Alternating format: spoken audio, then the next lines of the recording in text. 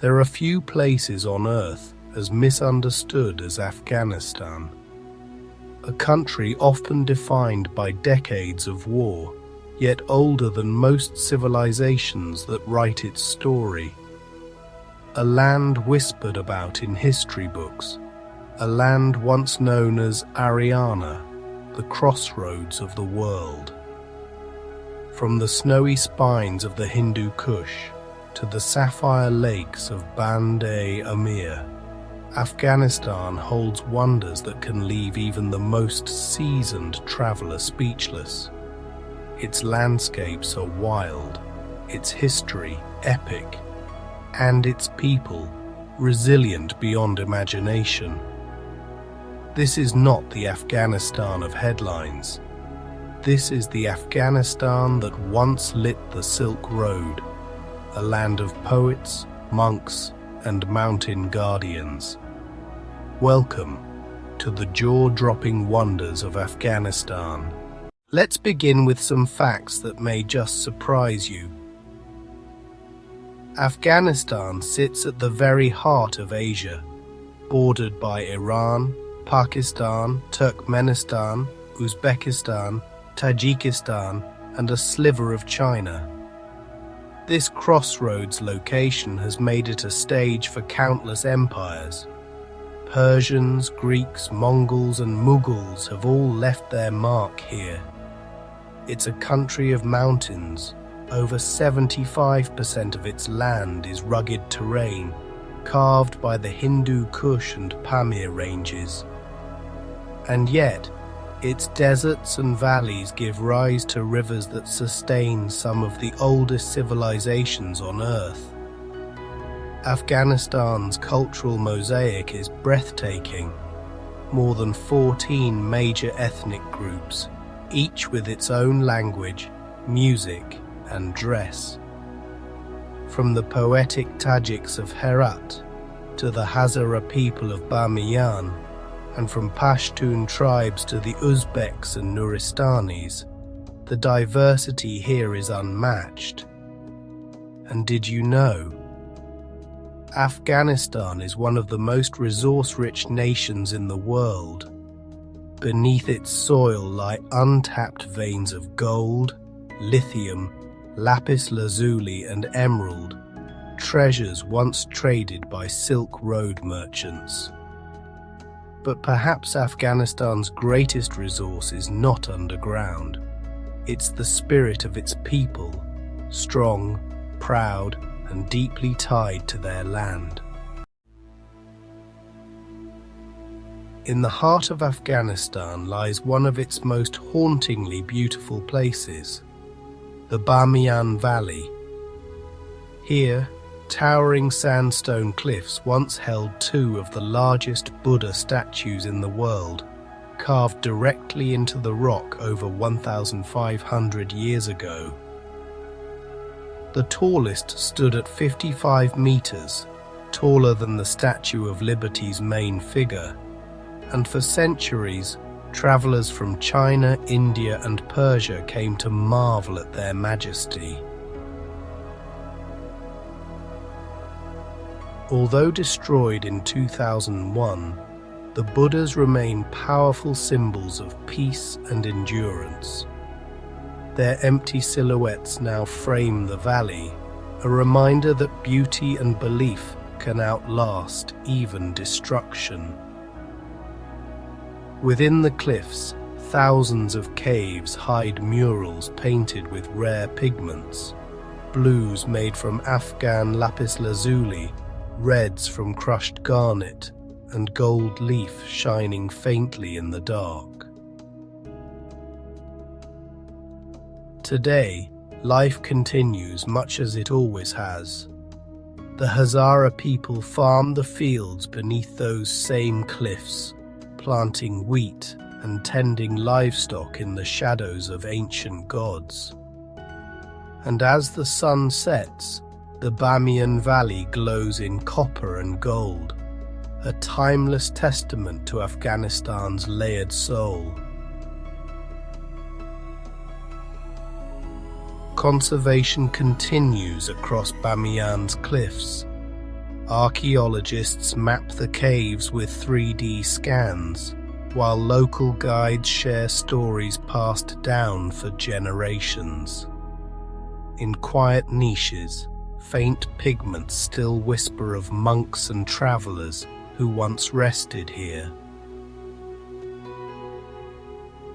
Through the seasons the valley endures. Winter snows dust the niches, spring fields glow emerald beneath the cliffs, and at dusk the rock turns copper. Life, art, and memory remain, quiet guardians watching over Bamiyan. As dusk falls, Bamiyan's cliffs blush rose and amber, while shepherds guide their flocks past earthen villages. The valley breathes, ancient stone watching over everyday life. When night arrives, a river of stars crowns the valley, mirroring the silent niches in the cliffs. In Bamiyan, wonder lingers long after the light fades.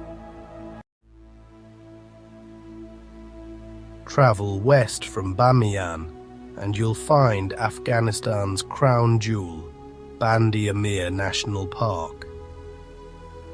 A series of 6 shimmering lakes connected by natural limestone dams, formed over millennia by mineral-rich waters.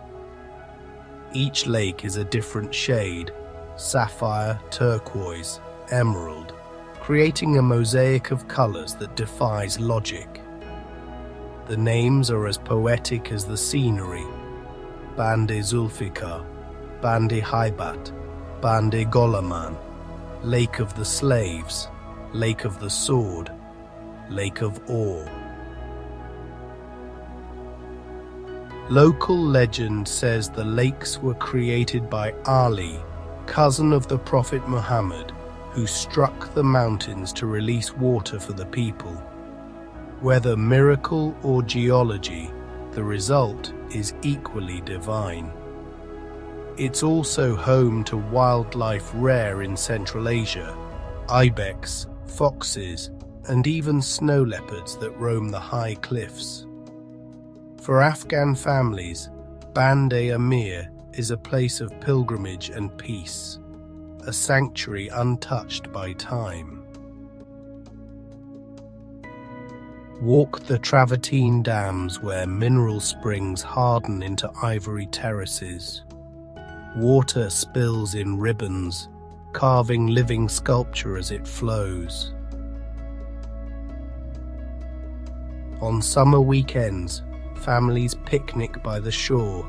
Paddle boats drift across glassy blue as laughter echoes between cliffs. In winter, the lakes turn cobalt beneath snow. When wind stills, peaks reflect so perfectly the world appears doubled. Along the cliffs, calcium builds natural walls called travertine. Water braids through marble-white steps, tinting pools cobalt with dissolved minerals. On warm weekends, families picnic by the shore. Children paddle bright boats, while vendors pour tea and laughter echoes between the cliffs. At sunset, the lakes ignite, sapphire warming to ember. As wind stills, peaks reflect perfectly, and the water darkens to midnight glass. If Afghanistan were a tapestry, Herat would be its most colorful thread. Once part of the Persian Empire, Herat became a beacon of art and intellect during the Timurid Renaissance in the 15th century. At its heart stands the Great Mosque of Herat, a marvel of Islamic architecture. Its walls are clad in tiles of turquoise, lapis and white, patterns so intricate they seem to breathe. Each tile was hand-cut, each inscription hand-painted, a living canvas of devotion. Herat's citadel, built by Alexander the Great, still watches over the city. Its massive walls tell stories of emperors, poets and traders who passed through its gates.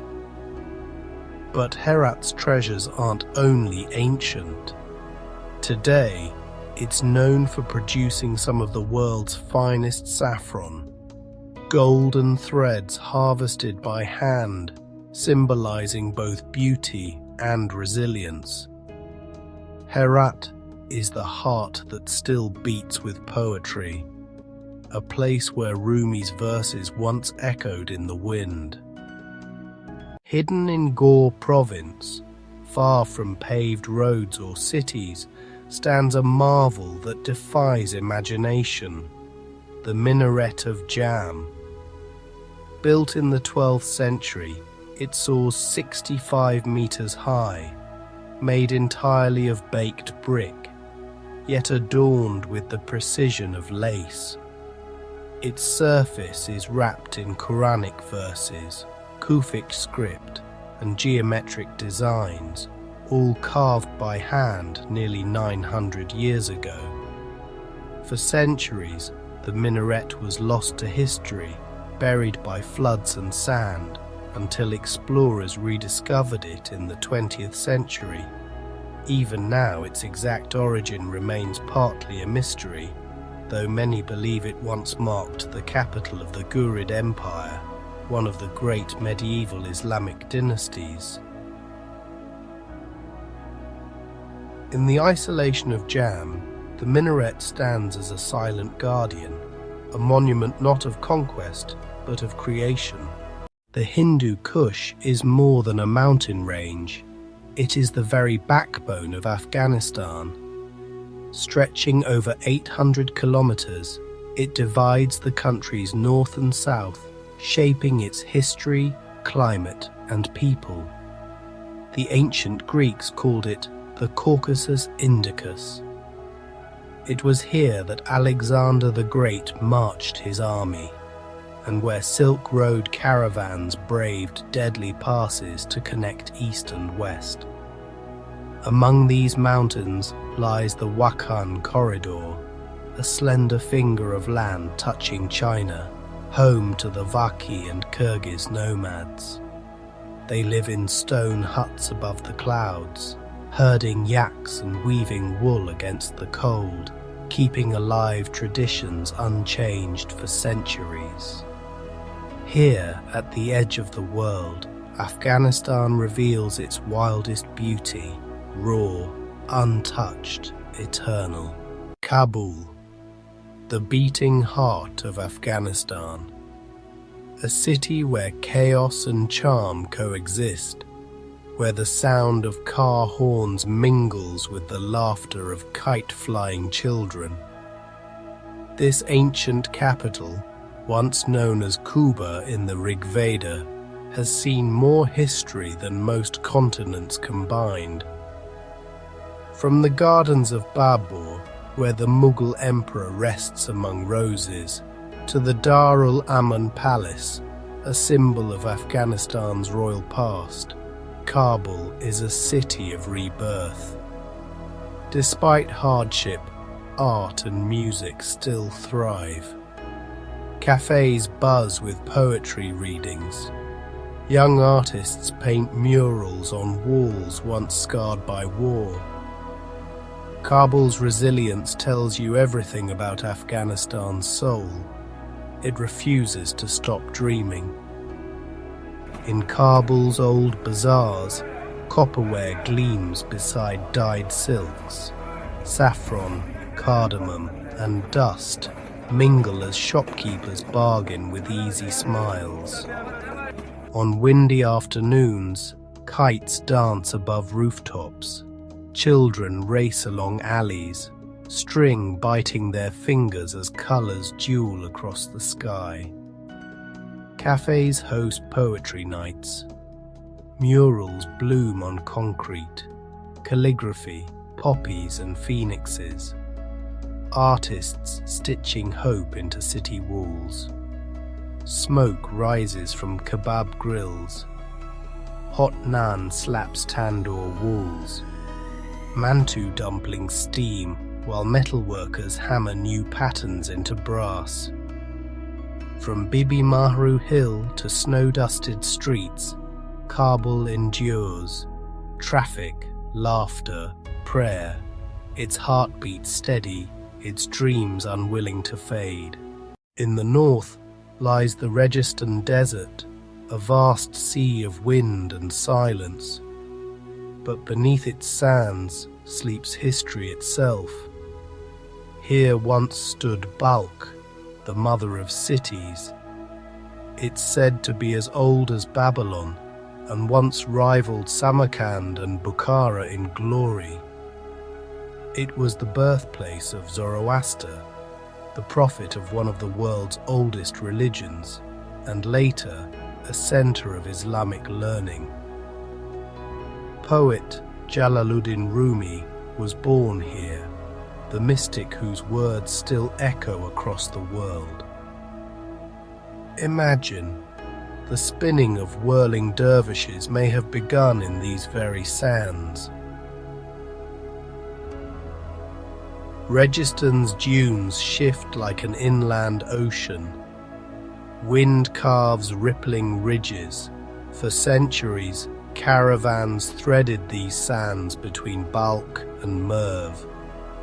Archaeologists still trace Balkh's earthen walls, toppy Rustam and teardrop mounds, layers of Achaemenid, Greco-Bactrian and Timurid worlds pressed into dust. At No Gumbad Mosque, 9 fragile arches may be Afghanistan's oldest Islamic prayer hall. Pale stucco vines still cling to brick like frozen breath.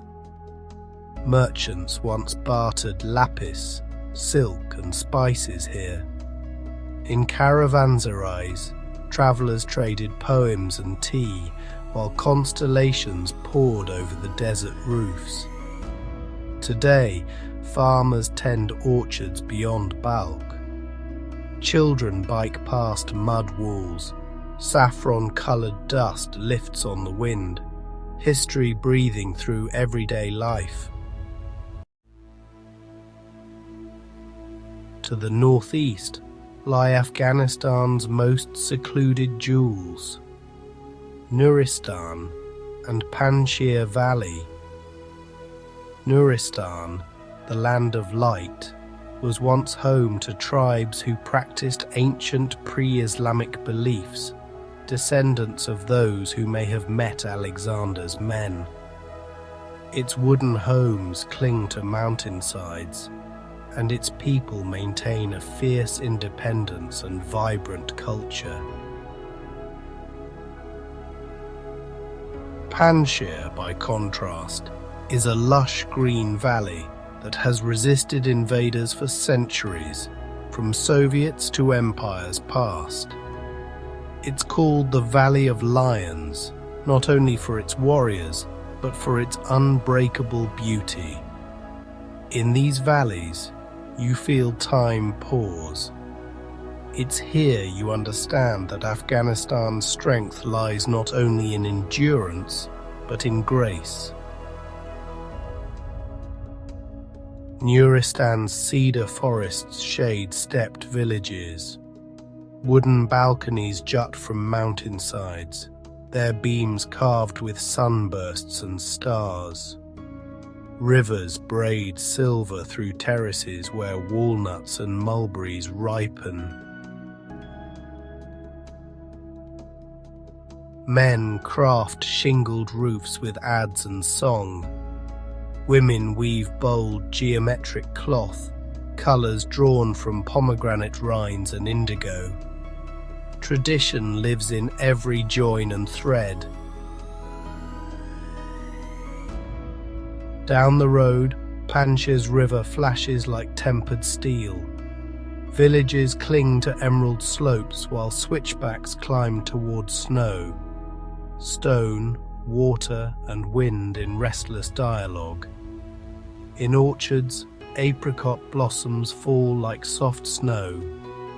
Smiths hammer tools beside the current. Prayer flags fray, then lift again as if the valley itself is breathing. At golden hour, ridgelines burn copper and the Panjshir turns to glass. Travellers pause on roadside ledges, quiet, letting the mountains finish the sentence. Afghanistan is not merely a place on a map. It's a living story. A tale of mountains that touch the heavens, cities that once ruled the world, and people whose hearts beat with the rhythm of survival and hope.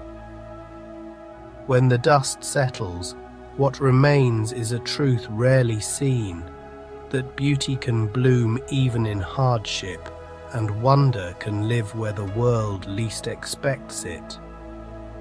This is the real Afghanistan, the world's most underrated wonder.